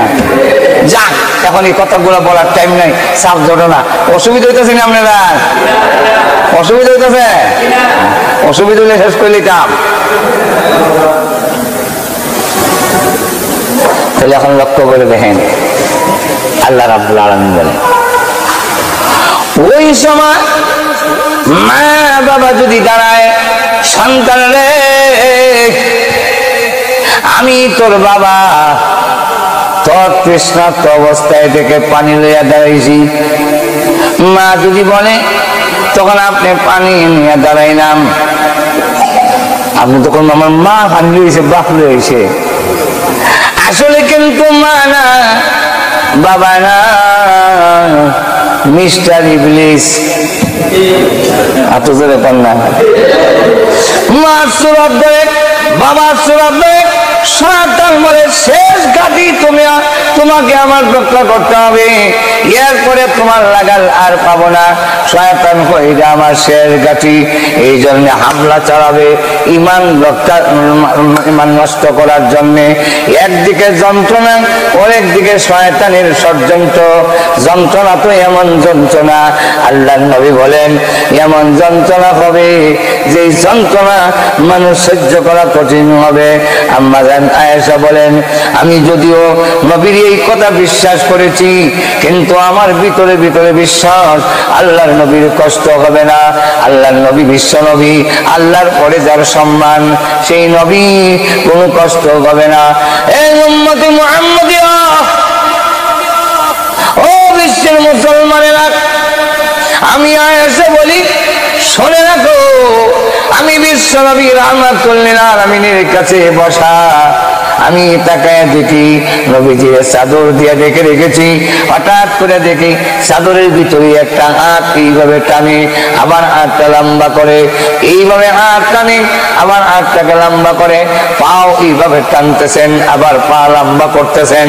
এমন কেন শুরু করলেন? চাদরটা আমি উঠাইলাম, তাকায় দেখি বিশ্ব নবীর মাথা মোবারক থেকে নিয়ে পা মোবারক পর্যন্ত এমন কোন পশম মোবারক নাই যেখান দিয়ে আল্লাহর নবীর গাম বের হয় নাই। একটু ধরে কর না। সেই মরণের যন্ত্রণার গাড়িটা অত্যন্ত বিপজ্জনক, ধরে কণ্ঠে কিনা। সেই বিপদটার সময় চাইনি যে বিপদের গাটির মধ্যে আল্লাহর রহমত হোক। এত জোরে কন। আমার বিশ্বাস না, এটা ইসলামের নির্দেশ। আল্লাহ দয়া না হইলে ঈমান নিয়ে যাইতে পারবো না। যেরকম ঠিক আল্লাহর দয়া না হইলে কোন ওলি আউলিয়াও ঈমান নিয়ে যেতে পারবে না। যেরকম ঠিক না? তাহলে মরণের গাতি ঈমান নিয়ে যদি যাইতে না পারি সারা জিন্দেগি বরবাদ হয়ে যাবে। আপনারা চাননি মরণের গাতিটা ঈমান নিয়ে পাইতে? একটু ধরে কন আল্লাহর দয়া মায়া হোক, এটা আপনারা চাননি? আল্লাহর দয়া মায়া কার প্রতি হবে? নবীজি আরেক হাদিসের মধ্যে বলেন তামুতুনা কামা তাহইয়াউন ওয়া তুশরুনা কামা তামুতুন। আল্লাহর নবী বলেন চাল চলন যার ভালো হবে মরণ তার ভালো হবে। অর্থাৎ যেই লোকটা তার চাল চলনটাকে আল্লাহর হুকুম নবীজির তরিকা অনুযায়ী জীবনটাকে চালাবে, আল্লাহ রাব্বুল আলামিন মরণের সময় তাদের প্রতি দয়া মায়া করে তাদের জবান দিয়ে আল্লাহ কালিমা লা ইলাহা ইল্লাল্লাহু মুহাম্মাদুর রাসূলুল্লাহ এই কালিমা তার জবান দিয়ে আল্লাহ বের করে দেবে। সুতরাং সেই মরণটা তখন তার জন্য আসান হবে। এইভাবে আল্লাহ তাকে রক্ষা করবেন, আল্লাহ তাকে রক্ষা করবেন। নাহলে রক্ষা পাওয়া শয়তান থেকে রক্ষা পাওয়াটা কঠিন হবে। আল্লাহ কেমনে রক্ষা করবেন? বলে আমার বান্দা সারাটা জীবন এত কষ্টের মাঝখানেও প্রচন্ড শীত উপেক্ষা করল, সারা রাত 12টা পর্যন্ত ডিউটি করে চেকুর থেকে আইয়া রাত 12টা বেজেছে হাত মুখ ধুতে দিতে, এরপরে আবার ঘুমাইছে কদ্দুর, ঘুমাইয়া আবার ফজরের নামাজ হাজির হওয়া খুব কষ্টকর, অথবা ফজরের নামাজ না ঘুমাইয়া হাজির হয়েছে। যখন ঠিক না আবার এই টাইমটার মধ্যে যে টাইমটা কত বাকি আছে অনেক ফজর নামাজ হয়ে ঘুমা মনে, তখন কিতা করতাম বলে অন টেলিভিশন দেখি তো চ্যানেল দেখি তো চ্যানেলের আকাম কুকাম দেখতে দেখতে রাত হইয়া ফজর নামাজ হইয়া লাভ খুব দূর হয়ে গেছে মসজিদ। ঠিক না? বালা কাম করতে গিয়ে মাঝখানে যে বাদ কাম চলছে মজাক থাকতাম কিছু ঘুমান, নাইলে যদি ঘুমের আপনার মোবাইলের মধ্যে অ্যালার্ম দিয়ে রাখেন যে আমার এজন্য ফজরের টাইম তুলে দেয় আমার অ্যালার্মে, আর নাইলে যদি না ওই ঘুমান তো কোরআন তেলাওয়াত করেন, কিছু সময় চোখের পানি ছেড়ে দিয়ে আল্লাহর দরবারে কান্দা 2 রাকাত নামাজ পড়েন। যদি আপনার চোখ দিয়ে শেষ রজনীতে কান্দা আপনার চোখ দিয়ে পানি বের হয়ে যায়, আল্লাহ রাসূল জানাই দিয়েছেন এই চোখের জন্য জাহান্নামের আগুন হারাম। যাক আল্লাহ বলে তোমার কষ্ট করে আমার বান্দা নামাজ পড়ছে রে, সুদ খাইছে না, ঘুষ খাইছে না, মদ খাইছে না, আমার বান্দা বান্দি বড় কষ্ট করছে।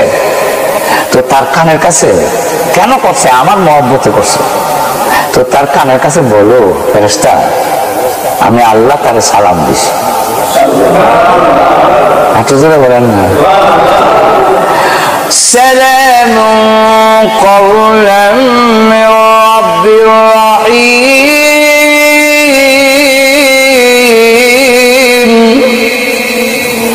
বলো তোমার রব্ব রহিমের পক্ষ থেকে সালাম। আপনি আসতে পারেন সুবহানাল্লাহ। যদি বলতাম যে শেখ হাসিনা আপনারা সালাম জানাইছে তো তোমার চেয়ার থেকে ভালো করে গেলেন বলে না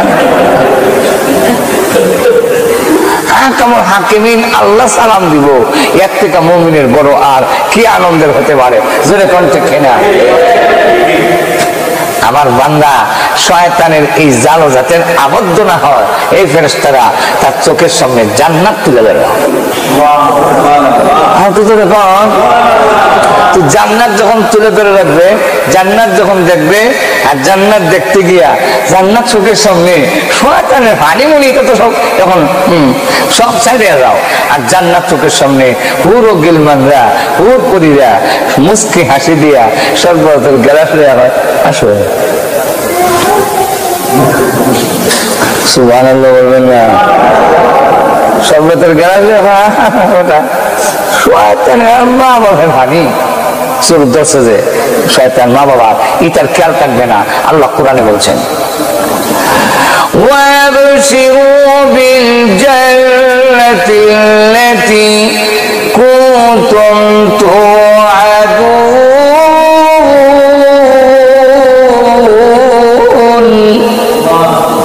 আল্লাহ রাব্বুল আলামিন বলবেন জান্নাতের সুসংবাদ দাও, আমার বান্দারে জান্নাতের সুসংবাদ দাও। আর বলে দাও যে সে যেন ভয় না করে, চিন্তা না করে, আমি আল্লাহ রাব্বুল আলামিন তার জন্য জান্নাতে যাওয়া আদা করছিলাম, সেই জান্নাত তারে দেখাইয়া দাও। আর জান্নাত দেখবে, মালাখানা দেখবে, ওর করে যখন দেখবে তার মরণের যন্ত্রণা যে কোন ফাঁকে গেছে এ কইতে পারে না। আর তো এই কারণে মৃত্যু যদি ভালো হইতে হয়, চাল চলন চলাবিলা ভালো হইতে হবে।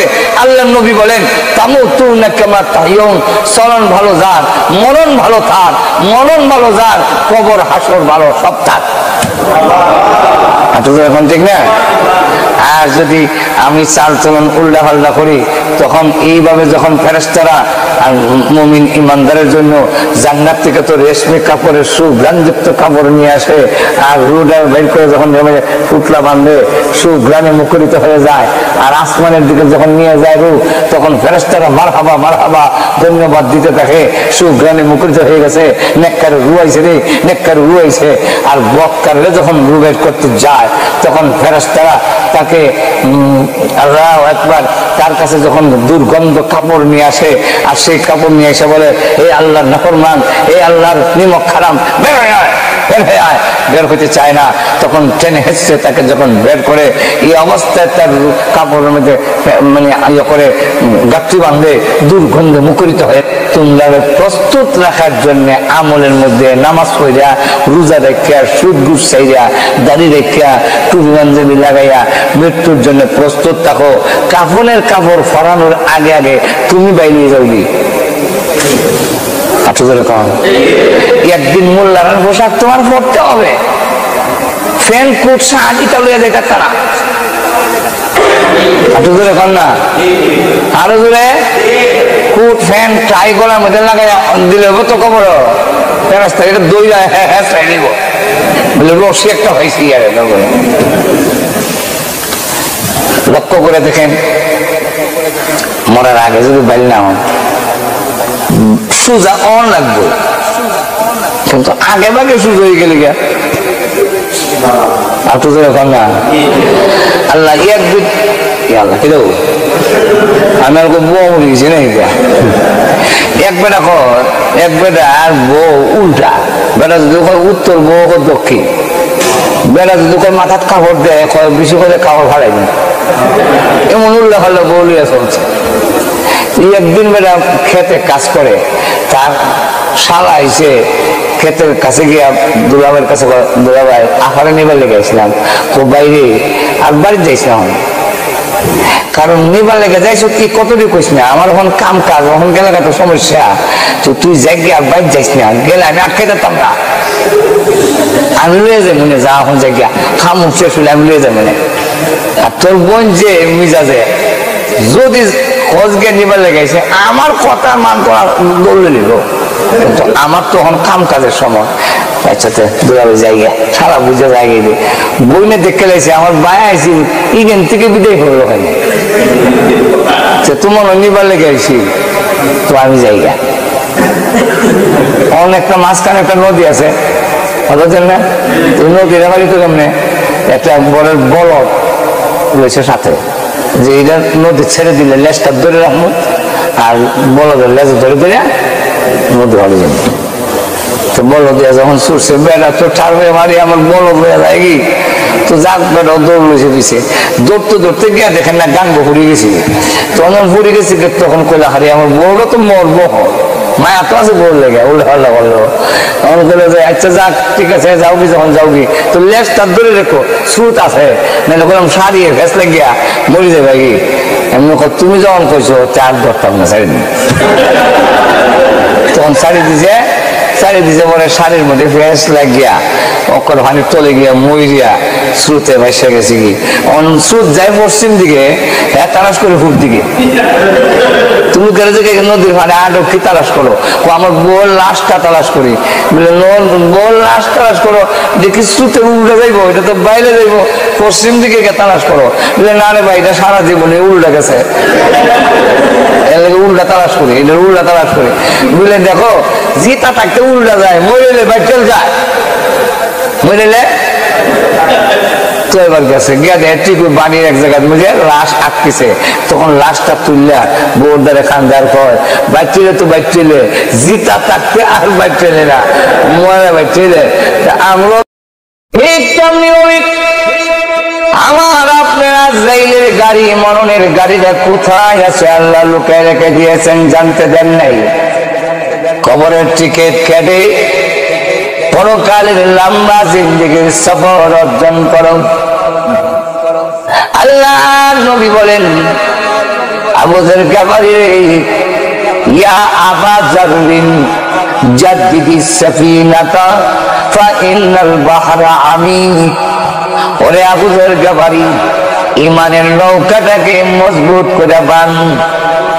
ঈমানটাকে নৌকার সঙ্গে তুলনা দিয়ে আল্লাহ নবী বলেন তোমার ঈমানের নৌকাটাকে মজবুত করে বাঁধো, কারণ মৃত্যুর সাগর বড় গভীর। ওই সাগরে যখন ঢেউ উঠবে নৌকা যদি বাংলা থাকে ভেঙে খান খান হয়ে যাবে, অতল পানির নিচে তলায়া যাবে, পার হতে পারবে না। সামান বেশি করে নাও। ইয়া আবা যররিন জাদ্দিদি সাফিনাতা ফাইনাল বাহরা আমিক ওয়া কাসরিজ যাদা ফাইনাস সাফরা বাঈদ। ওরে আবু যর গফারী সামান বেশি করে নাও। এই দুনিয়ার জিন্দেগি আর সেই জিন্দেগি অনেক বেশ কম। কবরের জগতে 40,000 বছর থাকতে হবে, কিয়ামতের মাঠে 50,000 বছর, ফুলতেরাতের ফুল 30,000 বছরের রাস্তা। সফর বড় লম্বা। সামান যদি না থাকে কেউ তোমাকে সাহায্যকারী পাবে না। আল্লাহ রাব্বুল আলামিন বলেন আমি আল্লাহ আমি নিজে বলতেছি শোনো, যেদিন তোমার রূহ বের করবে সদূরে টান দিবে, ওই যে টাননেওয়ালা ফেরেশতাদের কসম করে বলি গারকা। গারকুন শব্দের অর্থ হইল আরবি গারকুন, অর্থ হইল ডুব দেওয়া। আল্লাহ রাব্বুল আলামিন বলেন ফেরেশতারা ডুব দিবে তোমার দেহের ভিতরে। কেন? তোমার দেহের সমস্ত কানেকশন বিচ্ছিন্ন করে দিবে।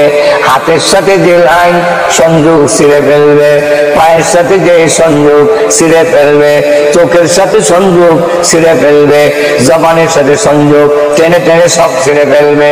আল্লাহ রাব্বুল আলামিন বলেন সব দূরে টেনে টেনে ডুব দিয়া যখন ছিঁড়তে থাকবে তখন তামাম পৃথিবীর পানি দিলেও তুমি তখন বুঝবে কত যে কষ্টকর। আল্লাহ নবী বলেন এমন কষ্টকর, এই কষ্ট থেকে কেউ রেহাই পাবে না।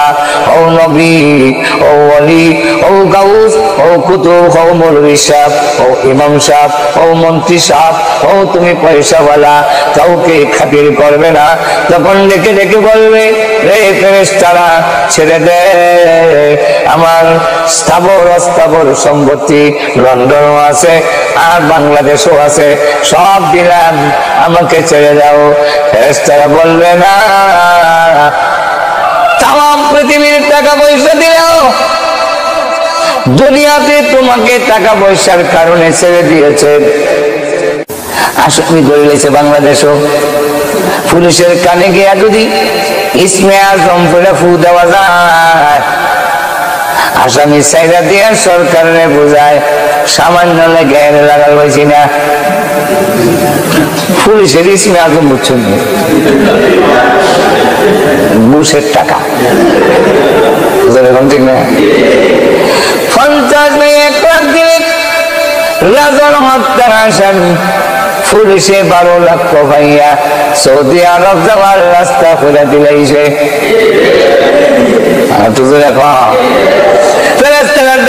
বলবে ও আল্লাহর বান্দা বান্দি,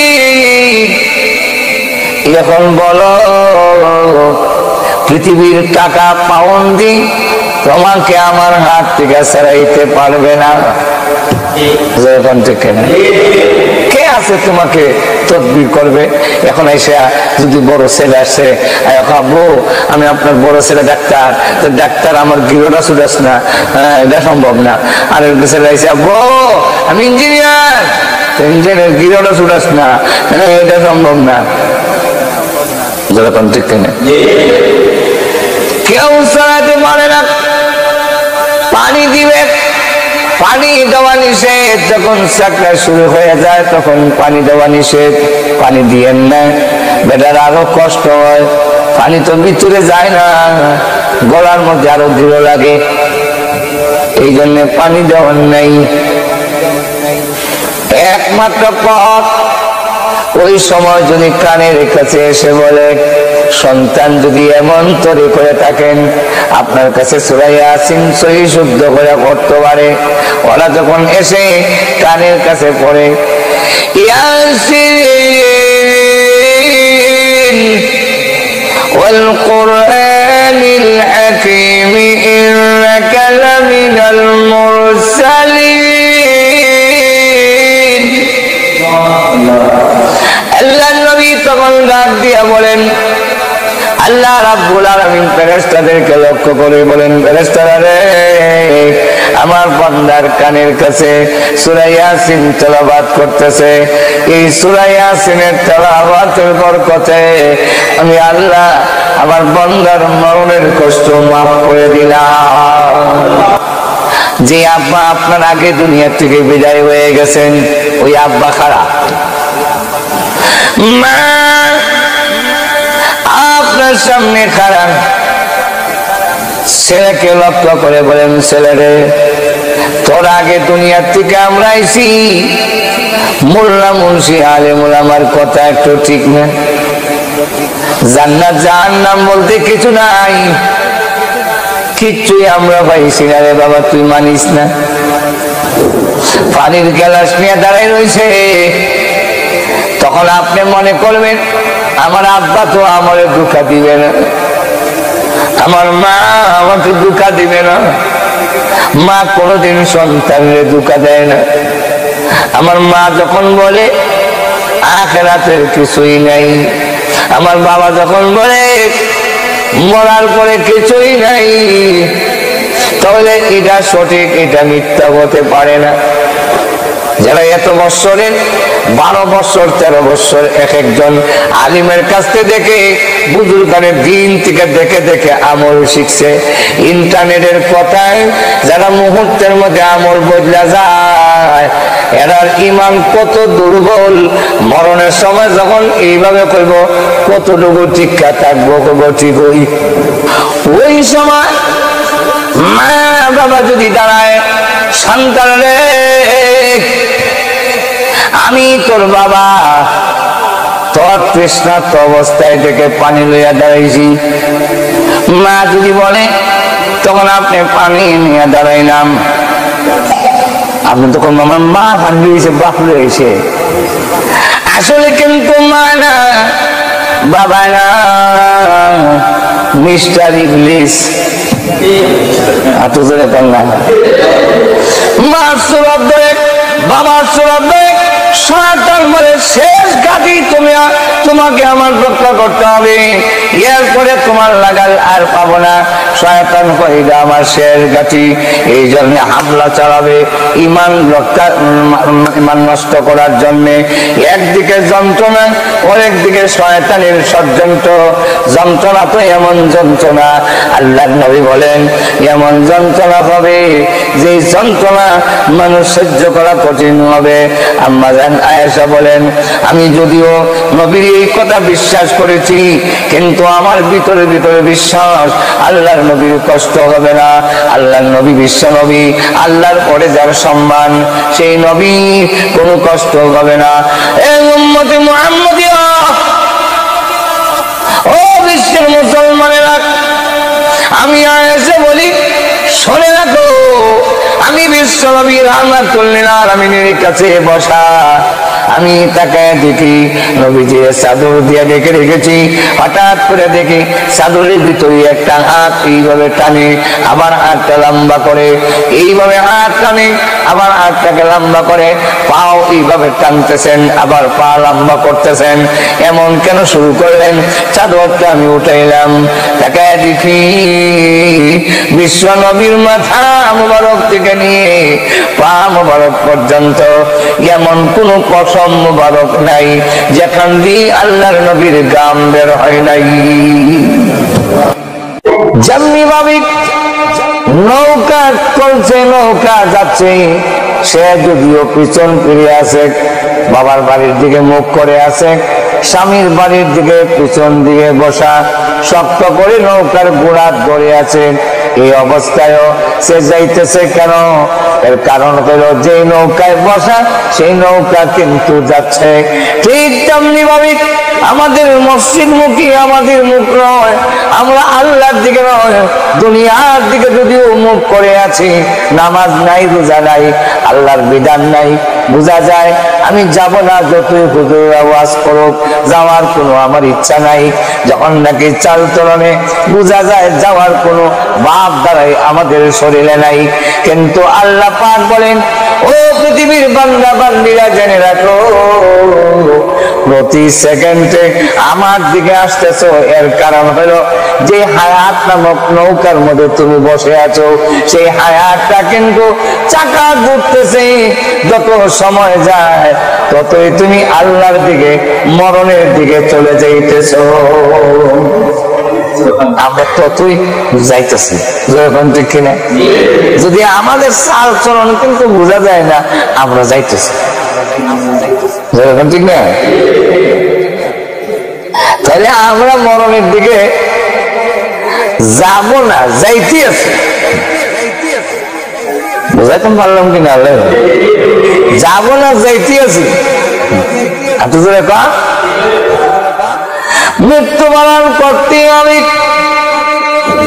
কিন্তু কখন করব দুনিয়ার কেউ জানে না, নবীও জানেন না। বিশ্ব নবী রাহমাতুল লিল আলামিনের কাছে জিবরাইল আসলেন। মিশকাত শরীফে এবং মুসলিম শরীফে হযরত ওমর ইবনুল খাত্তাব রাদিয়াল্লাহু আনহু থেকে বর্ণিত হাদিস। এই হাদিস প্রসিদ্ধ হাদিসে জিবরাইল নামে, এটা প্রসিদ্ধ হাদিস, সহিহ হাদিস। আল্লাহর নবীর কাছে জিবরাইল আসলেন মানুষের সুরত ধরে, মুসাফিরের বেশে, কিন্তু মুসাফিরের কোনো ক্লান্তিতা তার গায়ে নাই। মুসাফির হইলে যেভাবে ক্লান্তিতা থাকে, কাপড় চোপড় ময়লা থাকে, এমন কোনো ক্লান্তিতা নাই। নবীজির সামনে নামাজের সুরতে বসে প্রশ্ন করেন। সাহাবীরা বলেন, লোকটাকে তো চিনি না, কোথা থেকে গ্রাম্য একটা লোক এসেছে, প্রশ্ন করতেছে, ভালোই হইতেছে। এমন প্রশ্ন করতেছে যেইগুলা নবীর শান মর্যাদার কারণে আমরা প্রশ্ন করতে সাহস পাই না, যেগুলা আমরা ডরে বয়ে রসুল জিগাই না, বিয়াদবি হয়। আর গ্রামের লোকেরা অনেক সময় এসে নবীর শান মর্যাদা বুঝে না। আমরাও লেখাপড়া করার সময় দেখছি যেই হুজুরের কাছে হাদিস পড়ি ওনার বয়ে আতঙ্কিত। গহরপুরে রাহমাতুল্লাহ আলাইহির কাছে হাদিস পড়ছি, বয়ে কোনো কিছু প্রশ্ন করতাম না, কি জানি বিয়াদবি হয়ে যায়। এখন ঠিক না, কিন্তু গ্রামের লোক যখন আসতো তখন আর শান মর্যাদা বুঝে না, ডাইরেক্ট জিগাইলেন। ফেরেশতারা বলেন, সাহাবীরা বলেন, কোথাকার একজন মুসাফির এসেছে, নবীকে যেইভাবে প্রশ্ন করতেছে আমরা এইভাবে করতে পারি না, কিন্তু উনি যেই প্রশ্নগুলো করছেন এই প্রশ্নগুলো আমাদের ভিতরেও জানার আকাঙ্ক্ষা, আগ্রহ। সুতরাং ইবাদত প্রশ্ন করণে ভালো হইছে। আমার মা বোঝা যায় না, আপনারা বুঝুননি না? আরো সহজ করে কইতাম। ভাইরা আমার লক্ষ্য করে দেখেন, রাসূলকে যখন প্রশ্ন করেন, নবীজিকে প্রশ্ন করেন, আখবিরনি আনিল ইসলাম, ইসলাম কাকে বলে ব্যাখ্যা দিয়ে আমারে বুঝান।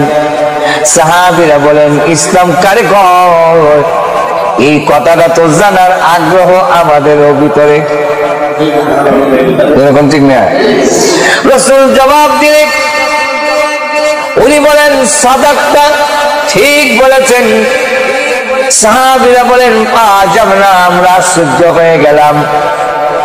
ইয়াসআলুহু ওয়া ইউসাদ্দিকুহু, এইবার নিজেই প্রশ্ন করে আবার নিজেই ঠিক কইছেন, তো বোঝা যায় জানে।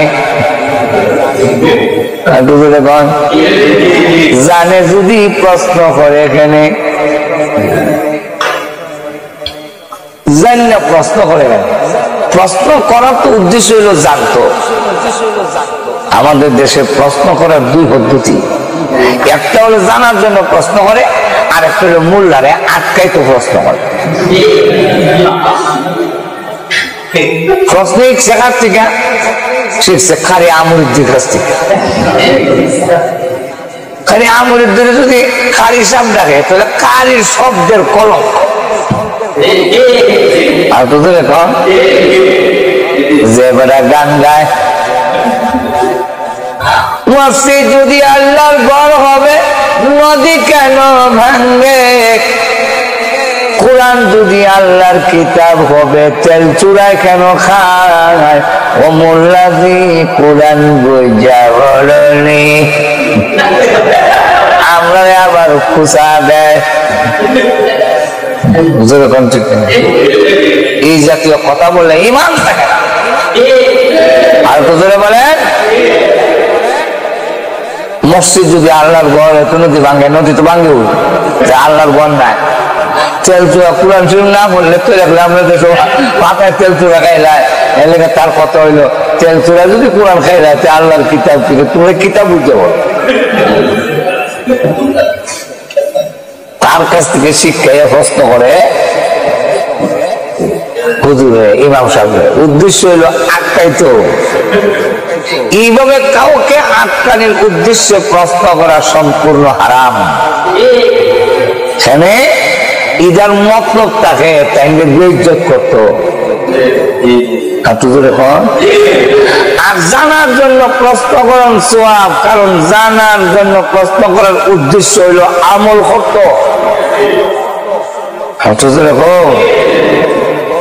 যা সব কথা আমরা টাইম কম, এখন লক্ষ্য করে দেখেন তো সাহাবীরা আশ্চর্য হইলাম, এই বেটা কই থেকে আইলো? ইয়াসআলুহু ওয়া ইউসাদ্দিকুহু, নিজে সওয়াল করে নিজে আবার সত্যায়ন করে, ও ঠিক কইছেন। চিনি না বেটা রে, রাসূল কিন্তু চিনা বলে। এক পর্যায়ে গিয়ে প্রশ্ন করেন আখবিরনি আনি সা, ইয়ানি মাতা সা, কিয়ামত যে করবে এটা কোন দিন, কখন? আল্লাহ রাসূল বলেন মাল মাসউলু আনহা বিআলামা মিনাস সাইল, প্রশ্নকারী যেমন জানে না কিয়ামত কোন দিন হবে, যারে প্রশ্ন করা হইছে উনিও জানেন না কিয়ামত কোন দিন হবে। আরো আসতে কইন। তাহলে এই হাদিসের দ্বারা আমরা কি বুঝতে পারলাম? রাসূলও জানেন না, জিবরাইলও জানেন না। একটু ধরে বলেন কেন জানেন না? আল্লাহ জানেন না কেন? আরেকটা আয়াতে আল্লাহ বলছেন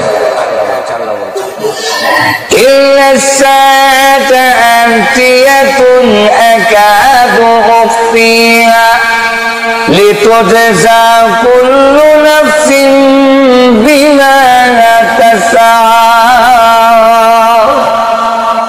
আল্লাহ বলেন কিয়ামত তোমার মৃত্যু অবশ্যম্ভাবী, আনেওয়ালি, আসবেই, কিন্তু তোমাকে জানাইলাম না কেন?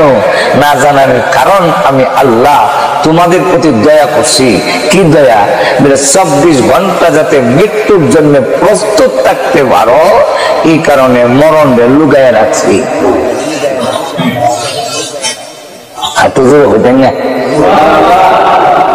মরণ লুকায় খেলা দিলেন, জানাইলেন না কেন? কিয়ামত কত জানাইলেন না কেন? না জানানোর উদ্দেশ্য হলো আমরা মৃত্যুর জন্য প্রস্তুত থাকতাম, জানলে গাফলতি আইব। আর তো এখন এমনি যে গাফলতি সিরিয়ালও দিছে না। পৃথিবীতে আসার সময় সিরিয়াল আসেনি লাইব্রেরি। আপনার আগে কিন্তু আমরা নাতি আইসিনি, সিরিয়াল লাইন কোথা আওয়াজ সিরিয়াল আছে। বাপের আগে হুয়াইছেনি দুনিয়ায়, আপনারা এই দিক যাইছে মনে হয়। বাবার আগে কোনোদিন হুয়ায়, দাদার আগে কোনোদিন নাতে আয়, কিন্তু যাওয়ার বেলায় কোন সিরিয়াল আছে এখন? কেন সিরিয়াল নাই? গাফলতি হইল।